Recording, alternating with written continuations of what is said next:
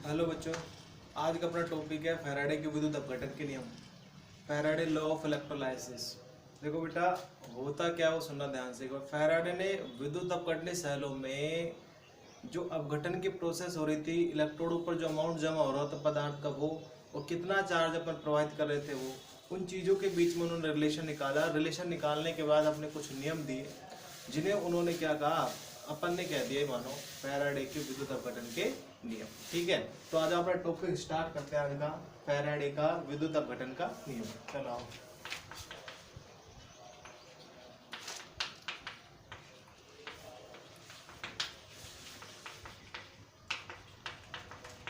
Faraday law of electrolysis. ठीक है बेटा, आ जाओ फर्स्ट लॉ की बात करते हैं, आ जाओ।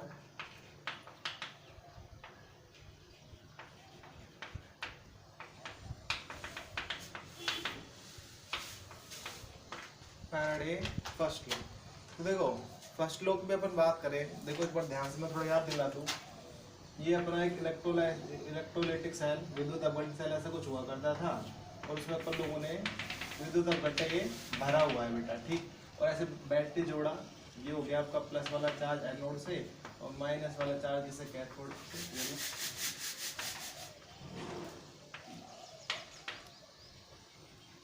ठीक हो गया। और अपन ने ध्यान दिया कि बैटरी से अगर कुछ चार्ज इसमें फ्लो कर रहे थे, तो फ्लो करने के बाद कुछ कैथोड पर अमाउंट प्योर मेटल का डिपॉजिट हो रहा था, जमा हो रहा था। और अगर प्योर मेटल लेते तो गैस थी, वो लिबरेट हो रही थी एनोड पर या कैथोड पर। ठीक है, तो वो लिबरेट होने वाला है, डिपॉजिट होने वाला जो सब्सटेंस का अमाउंट है वो, और कितना चार्ज अपन ने पास किया है बैटरी से, वो उन दोनों में फैराडे ने एक नियम दिया।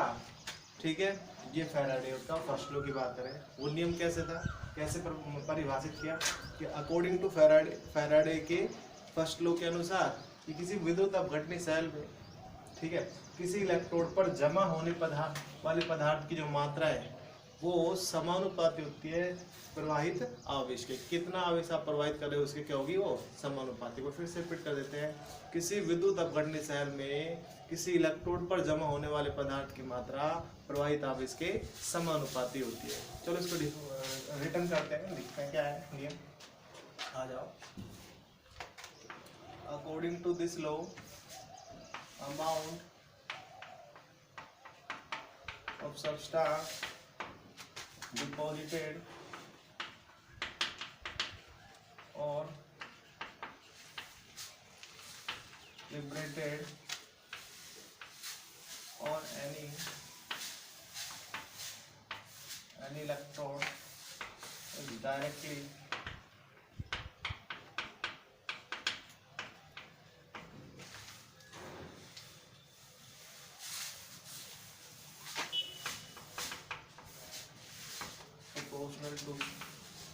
proportional to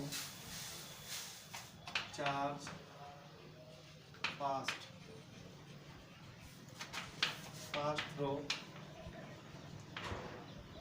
in the electrolyte solution। ठीक है, तो सिंपल से कहा कि according to this law substance deposited और liberated on any electrode is directly proportional to charge passed through in the electrolyte solution। अब सपोज करो कि आपका जो इलेक्ट्रोड पर जो जमा होने वाला अमाउंट है, सपोज करो कि W amount, suppose W gram amount deposited on electron. ठीक है, और Q चार्ज जो हमने Q charge pass in the electrolyte solution. ठीक है, तो फिर अपन कहेंगे then according to Faraday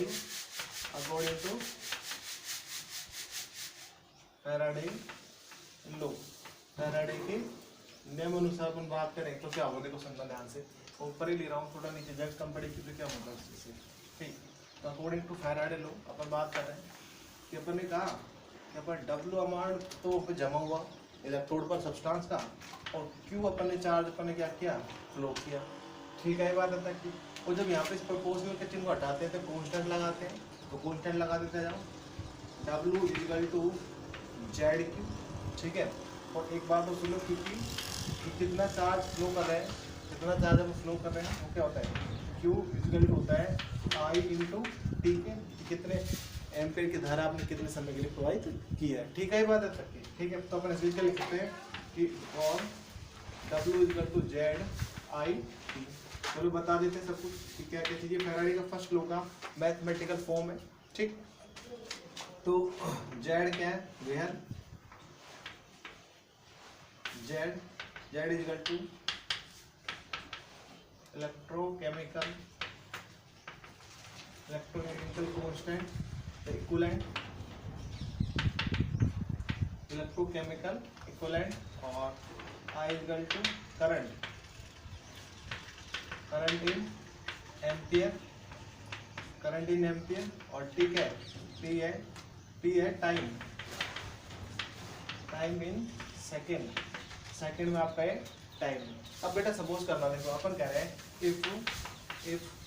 if अपन ने कहा आई जो है, आई रख दे 1 एम्पियर, ठीक है, और टी जो आपका टी ये रख दे क्या, 1 सेकेंड रख दे अपन लोग, तो फिर क्या होगा, ये भी एक और ये भी एक, तो क्या बच गया, देन W इक्वल टू बच गया जेड। इसका मतलब क्या हुआ, इसका मतलब ये हुआ कि यदि हम 1 एम्पियर की धारा 1 सेकंड तक प्रवाहित करें, तो किसी इलेक्ट्रोड पर जमा होने वाले पदार्थ की मात्रा किसके बराबर होगी, उसके वैद्युत रासायनिक तुल्यांक के बराबर होगी। इलेक्ट्रोकेमिकल कांस्टेंट का हो या इलेक्ट्रोकेमिकल इक्विवेलेंट का, उसकी क्या होगी, बराबर होगी। ठीक, चलो ठीक है, अब इसको एक बार लिख भी देते हैं, इसकी डेफिनेशन को क्या होगी, कैसे होगी। तो देखो क्या इसकी डेफिनेशन क्या है, क्या, इलेक्ट्रोकेमिकल इक्विवेलेंट, जेड की डेफिनेशन दे रहे हैं बोलो, ठीक है, तो क्या, it is equal to amount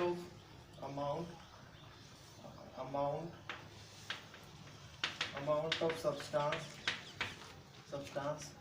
which is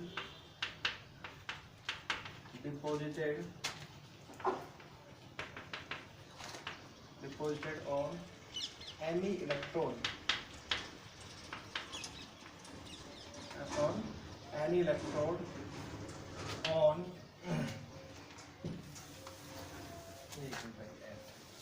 at any electrode on 1 ampere 1 ampere current passed for 1 second। अपन ने कहा कि इलेक्ट्रोकेमिकल इक्विवेलेंट क्या है, इलेक्ट्रोकेमिकल इक्विवेलेंट है, it is equal to amount of substance which is deposited at any electrode on 1 ampere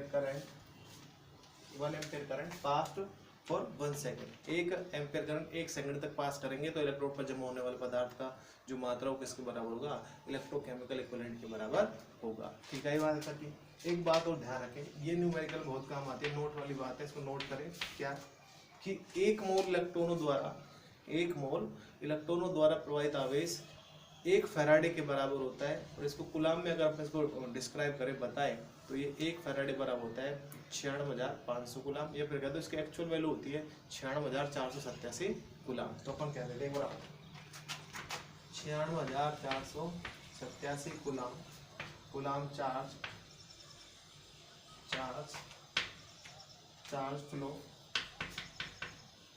flow bye 1 mole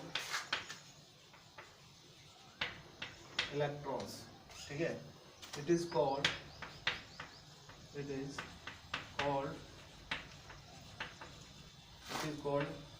1 Faraday, it is called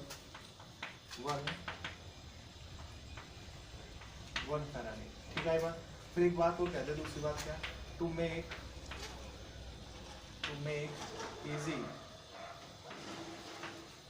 This is the calculation in the place of 1 Faraday we take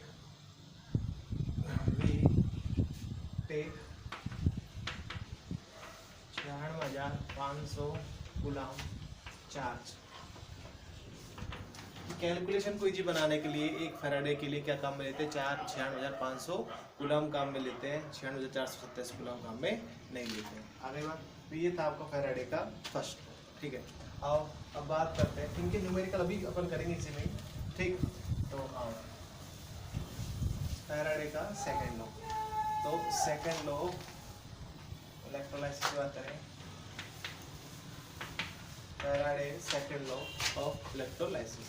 तो देखो सुनना ध्यान से, ये तो बात थी Faraday की, एक विद्युत अपघटन साल में जब स्टडी किया तो फिर क्या हुआ, और फिर फैराडे के दिमाग में दूसरी बात और आई क्या, कि यदि हम एक से अधिक विद्युत अपघट्य विलयनों को एक श्रेणी क्रम में जोड़े और जोड़ने के बाद समान मान की धारा समान समय के लिए प्रोवाइड करें, यानी कि समान चार्ज फ्लो करें, तो क्या डिपॉजिट होने वाला अमाउंट सभी इलेक्ट्रोडों पर के बराबर होगा। तो उस चीज़ को देखने के लिए फिर उन्होंने वापस से किया, कैसे किया देखो ध्यान देना। ऐसे दो सेल ले लिए लो, इलेक्ट्रोलाइटिक सेल ले लो,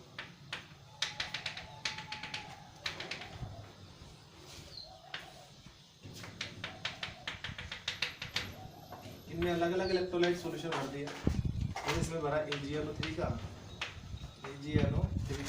इसमें भरा कॉपर सल्फेट का, ठीक है। इनको जोड़ा, ये लोग सीरीज में जोड़ दिया तो लोग -A+, ठीक। और आओ अब देखो इसमें हुआ क्या, सपोज करो जब बैटरी चार्ज फ्लो किया तो यहाँ पे भी कुछ अमाउंट डिपॉजिट हो और यहाँ पे भी कुछ क्या हो डिपॉजिट हो कैथोड पर, ठीक है। माना यहाँ पे डिपॉजिट होने वाला अमाउंट तो क्या है W1 और यहाँ पे होने वाला क्या है W2। इसका क्या है कहो केमिकल इक्विवेलेंट, केमिकल रासायनिक तुल्यांक कह दो, केमिकल इक्विवेलेंट वो है E1 केमिकल इक्विवेलेंट, इसका क्या है E2, ठीक है बात है ताकि इसका क्या है E1, इसका क्या है E2। तो फिर उन्होंने कैसे बताया, उन्होंने क्या किया देखो सुनना ध्यान से, फैराडे ने इस चीज़ को ध्यान से देखा और देखने के बाद देखा कि यदि हम समान मान की धारा समान समय के लिए प्रोवाइड करते हैं तो इलेक्ट्रोडों पर जमा होने वाली पदार्थों की मात्राएं अलग अलग होती है, और ये मात्राएं उन विद्युत अपघट्य विलयनों के इलेक्ट्रोकेमिकल नहीं खाली केमिकल इक्विवेलेंट के क्या होती है प्रोपोर्शनल होती है, ठीक है ये बात। तो अपन इसको एक बार डिफाइन करते हैं, फिर इसका मैथमेटिकल फॉर्म देते हैं, आ जाओ कि when same amount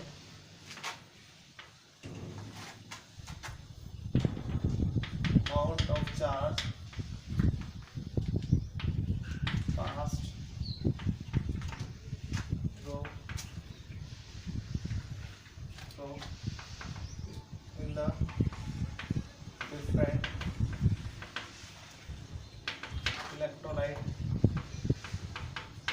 electrolyte solution, ठीक है। आगे की बात को लिख देते हैं, कनेक्टेड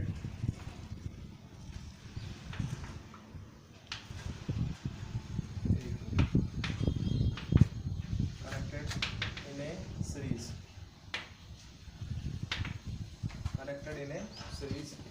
ठीक है। आगे बात करते हैं amount of substance deposited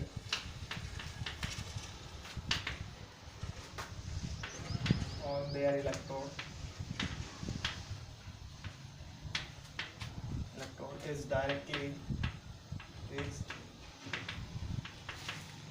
directly proportional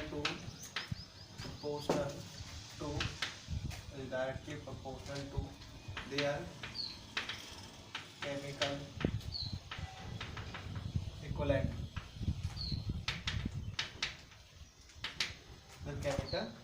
ठीक है ये बात है तक की। तो देखो इसको मैं वापस थोड़ा सा उतार लो इसको, फिर अब करते हैं।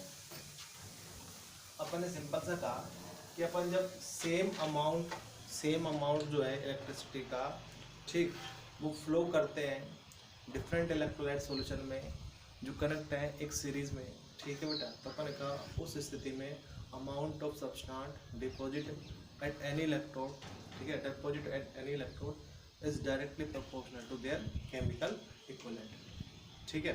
तो आ जाओ, तो यानी कि इसका मतलब यह है जैसे इसका E1 था, भाई W1 ऐसा हो, देखो E1 प्रपोज हुआ किसके, W1 के, E2 प्रपोर्शनल हुआ किसके, W2 के। इसको मैं कह सकता हूँ क्या, E1 upon E2 is equal to W1 upon W2। अरे बस, तो फिर एक बात हो सुनो, according to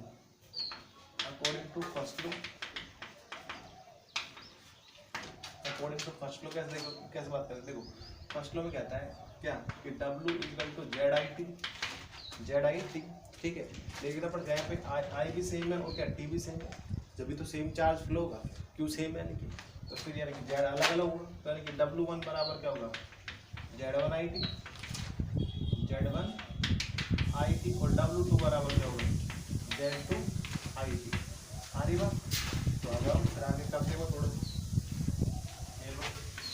E1 upon E2 is equal to Z1IT upon Z2IT, IT से IT कट गया। तो अपन अदर वे में भी कह सकते हैं क्या कि T जो है E वो प्रोपोर्शनल होता है किसके, Z के।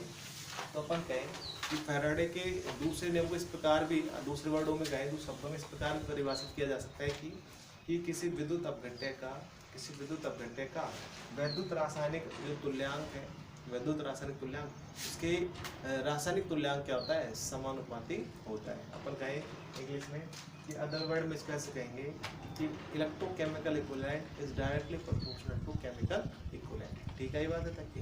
चलो ठीक है, अब इन टॉपिकों से, इन फैराडे के जो नियम है इनसे रिलेटेड कुछ न्यूमेरिकल अपन सोल्व करने की कोशिश करते हैं, ठीक है। ये बात तो करते आओ, देखो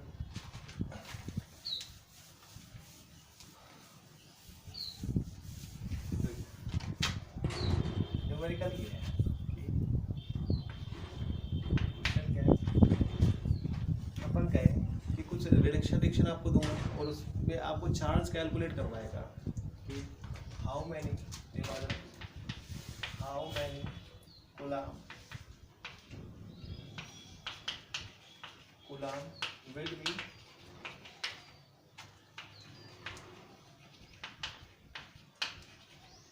coulomb will be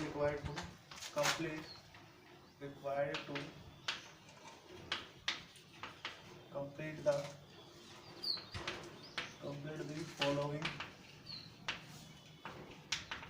following reduction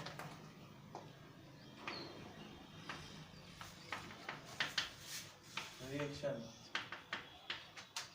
ठीक है। तो रिएक्शन क्या है, देखो पहला जैसे अपन का ये रहा, पहला रिएक्शन अभी सिंपल था कि Al+3 है 1 मोल, Al+3 कितना 1 मोल,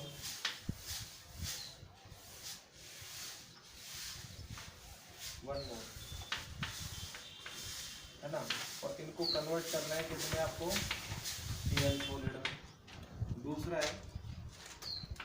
क्वेश्चन आपका कि आपके पास Fe+3 है, Fe+3 ये भी 1 मोल है और इसको कन्वर्ट करना है आपको Fe+2 में, ठीक है ये बात। और तीसरा अपने पास एक क्वेश्चन है क्या कि आपके पास MnO4 माइनस है 1 मोल और इसको आपको कन्वर्ट करना है Mn+2 में, आगे बात। तो आपको बताना है कि कितना अमाउंट जो है कूलम्ब में वो आपको रिक्वायर्ड होगा, ठीक है। तो यहाँ पे सिंपल सा कैसे, देखो तरीका बताऊंगा आपको, कोई दिक्कत नहीं, कैलकुलेशन में ज़्यादा नहीं करनी पड़ती इन क्वेश्चनों में। तो देखो पहले को सोल्व करते हैं, पहले इसको ले रहा अपन, फिर सिंपल सी रिएक्शन है Al+3 और इसको बदलना किसमें, Al सॉलिड में बदलना है, 1 मोल के लिए रिएक्शन आने वाली है। अब देखो जितना यहाँ पे प्लस का उसको खत्म करने के लिए उतना ही इलेक्ट्रॉन आपको देना पड़ेगा सर। तो अपन यहाँ पे क्या करेंगे, इसमें जोड़ देते कितने, 3 इलेक्ट्रॉन जोड़ा, 3 इलेक्ट्रॉन जोड़ने के बाद क्या हो गया आपका Al सॉलिड में क्या हो गया, कन्वर्ट हो गया, ठीक है ये बात। अब आप तो ये देख लो बस, खाली आप इतना सा देख लो कि भाई कितना उस बैलेंस इक्वेशन में कितने इलेक्ट्रॉन्स आपके काम में आ रहे हैं, जितने इलेक्ट्रॉन काम में उतना चार्ज फ्लो हुआ आपका, उतना चार्ज फ्लो है। और आपको पता है एक मोल से कितना चार्ज फ्लो होता है, 96,500 कूलम होता है, 427 का है। तो अपन लेकिन जनरल में कितना लेंगे, 96,500 कूलम ही काम में लेंगे। ठीक है, जब तक कहा ना जाए आपसे, जब तक आपको 96,470 से नहीं लेना, केवल क्या लेना है, 96,500 कूलम लेना है। ठीक है। और एक बात और सुनो, ये 3 का मतलब क्या है कि 3 मोल, यहाँ पे स्टोइकोमेट्रिक कांस्टेंट मतलब नंबर ऑफ मोल्स मिलते हैं आपको। ठीक है ना। तो आप यहाँ पे देख पा रहे हो कि भाई आपने कहा कि इस बैलेंस इक्वेशन में आपने 3 मोल इलेक्ट्रॉन क्या किए, फ्लो किए। ठीक है, 3 मोल ऑफ इलेक्ट्रॉन फ्लो हो रहे हैं। और 1 मोल से कितना होता है, 1 मोल इलेक्ट्रॉन जो होता है ना, 1 मोल इलेक्ट्रॉन्स कितना चार्ज फ्लो करते हैं, 96,500 कूलम करते हैं। आपने कितना किया, देखो 3, तो अपन कहेंगे देन 3 मोल इलेक्ट्रॉन्स कितना करेंगे, 3 इंटू 96,500 कूलम। ये आपका क्या होगा, आंसर होगा। इसका आंसर होगा 3 इंटू 96,500 कूलम। अगर आपसे फैराडे कहता तो आप सीधा कहते थे 3 फैराडे, इसका उत्तर आपका आ जाता है। ठीक, आपका अगला क्वेश्चन देखो ध्यान से। देखो अगला क्वेश्चन क्या है कि Fe+3 है, Fe+3 है और इसको 1 मोल है, 1 मोल में ले लिया। ठीक है, इसको कन्वर्ट किस में करना है, Fe+2 में करना है। और आप भी जानो कितने का अंतर आ रहा है, 1 का। तो मुझे यहाँ पे क्या करना पड़ेगा, इसको 1 इलेक्ट्रॉन देना पड़ेगा। कितना देना पड़ेगा, 1। और 1 लेते ही किसमें आ जाएगा, +3 से +2 में आ जाएगा। तो आपने देखा कि यहाँ पे इस रिएक्शन में कितने इलेक्ट्रॉन आए, 1 मोल। और 1 मोल इलेक्ट्रॉन जो होते हैं, 1 मोल इलेक्ट्रॉन वो कितना चार्ज फ्लो करते हैं, 96,500 कूलम। इसका आंसर आपका क्या होगा, 96,500 कूलम। फैराडे में बोलता क्या करते थे, 1 फैराडे। ठीक, आ जाओ अगला क्वेश्चन देखते हैं आपका। अगला क्या है, MnO4-। अब देखो MnO4- है, इसमें Mn को ऑक्सीडेशन नंबर कितना आ रहा है, +7। कितना आ रहा है, +7। आना निकाल रहा है ना, भाई 4 दूनी 8, 8 में से घटाओ 7, तो यहाँ पे +7 आ रहा है। देखो ये Mn है, ये +7 में आना किसको, इसको ये +7 ऊपर ही कर देता हूँ ना, और हटा दी मैंने अलग। अच्छा कितने मान है, Mn+2 में है। अब तो आपको पता चल रहा हो क्या करना पड़ेगा, आपको क्या करना पड़ेगा, आपको करना पड़ेगा 5 इलेक्ट्रॉन जोड़ने पड़ेंगे। ये 5 इलेक्ट्रॉन और फिर क्या हो जाएगा, Mn+2 में कन्वर्ट हो जाएगा। तो यहाँ पे क्योंकि 5 मोल इलेक्ट्रॉन काम में है, तो आपने कह दिया इसका आंसर होगा 5 इंटू 96